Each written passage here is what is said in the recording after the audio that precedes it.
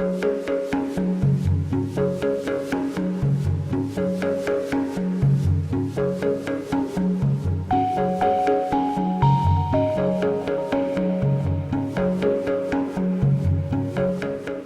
to Thinking Out Loud, where we dive deep, ask big questions, and explore what really shapes learning at JCHS.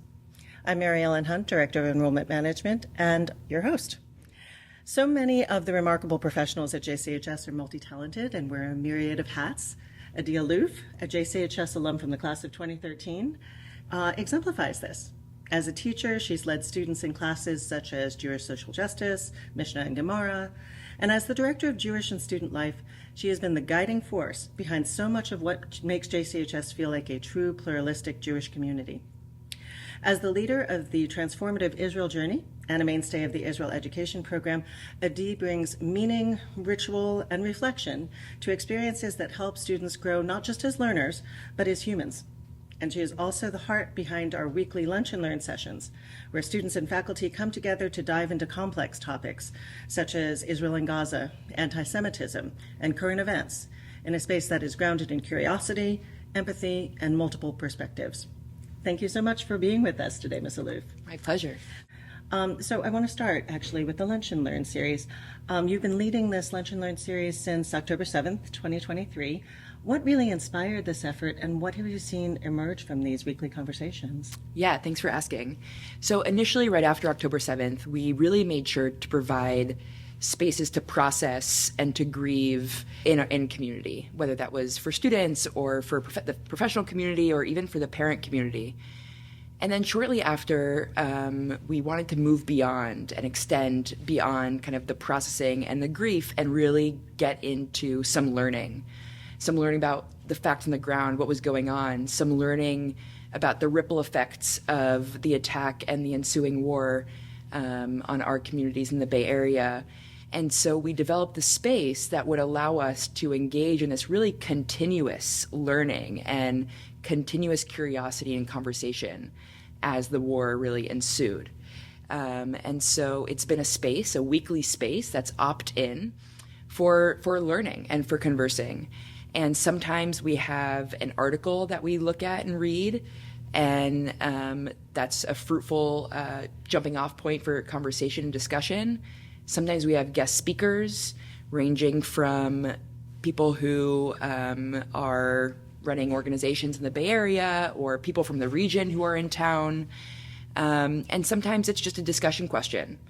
And so we come together around some kind of central text, whether there's an actual text or a person or an idea, and we converse. And what it does is it opens up multiple perspectives, multiple topics, and entry points. And because it's weekly, it creates a general consciousness in the school of what's going on. So even the students who don't attend the Lunch and Learns, because they hear about them at our weekly assemblies and they get emails about that week's topics, they are still knowing about what kinds of conversations the school is having. And so what it does is it, within the rhythm and infused into the fabric of the school week, it normalizes curiosity, conversation, and connection and community around such hard, difficult, heavy topics. And now, let me ask you, it sounds like it's a mix of both students and pro-com. And in that kind of space, does the learning feel different because it's, sometimes peers, sometimes adults? How does that play out? It's a really fabulous and unique space because it's both pro-com and students. And I think everybody there comes because everybody's a learner. And if we have an article in front of us, we really approach it as we are all learning and reading this article. And sometimes the professional community members in the room might be able to provide some historical context or some media literacy tips that are really helpful. But the idea is we're coming together as a community to learn, and we really benefit from the diversity of age and role and so on. Nice. So one of the things that I think is on so many people's minds at this moment is the conflict in Israel and Gaza. And yet talking about this can seem so fraught when opinions can be very divided. How do you approach teaching about Israel at a time when the conversation is so polarized, especially, perhaps for young people?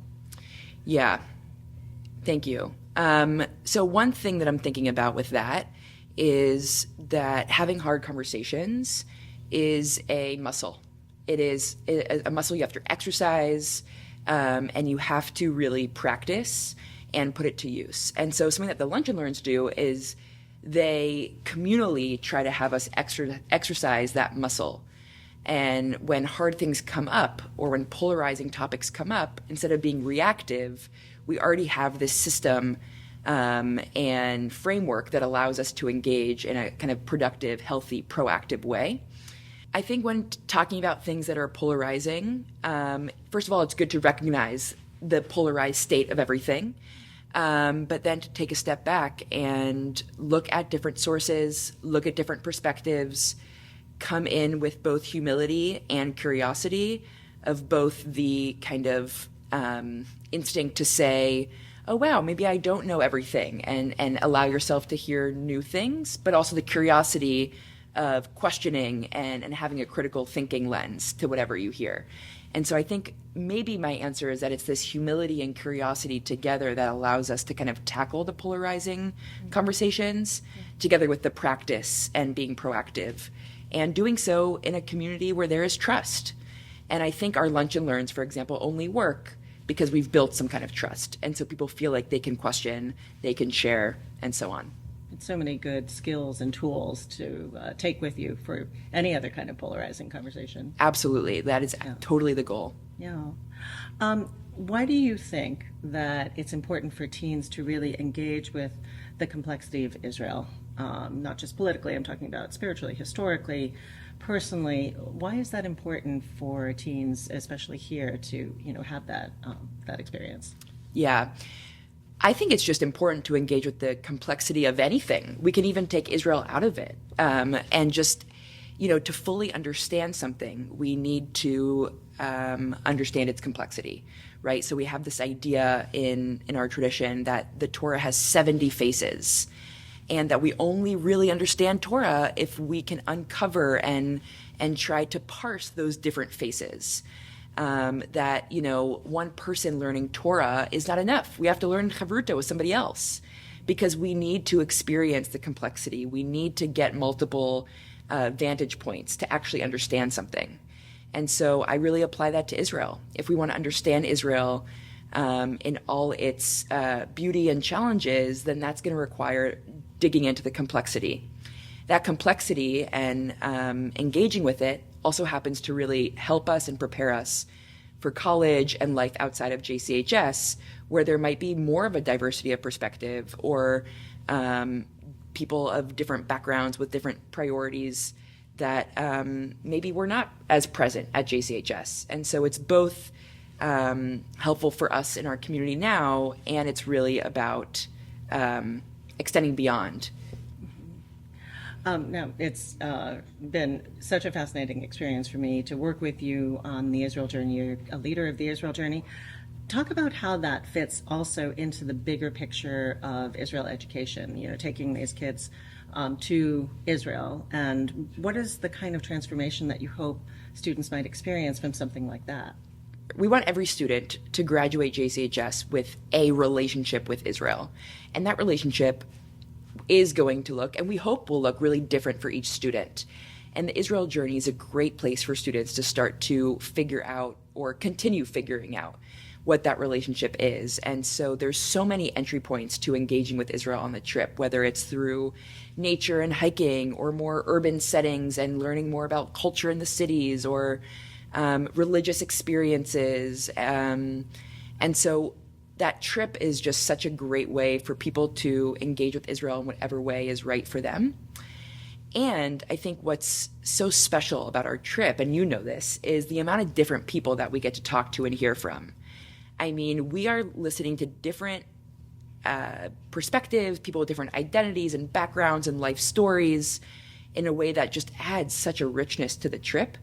And to me, that is really just is symbolic of our entire Israel education philosophy at JCHS, and our educational philosophy in general, of hearing different perspectives and really engaging and celebrating and learning from the pluralism that's there.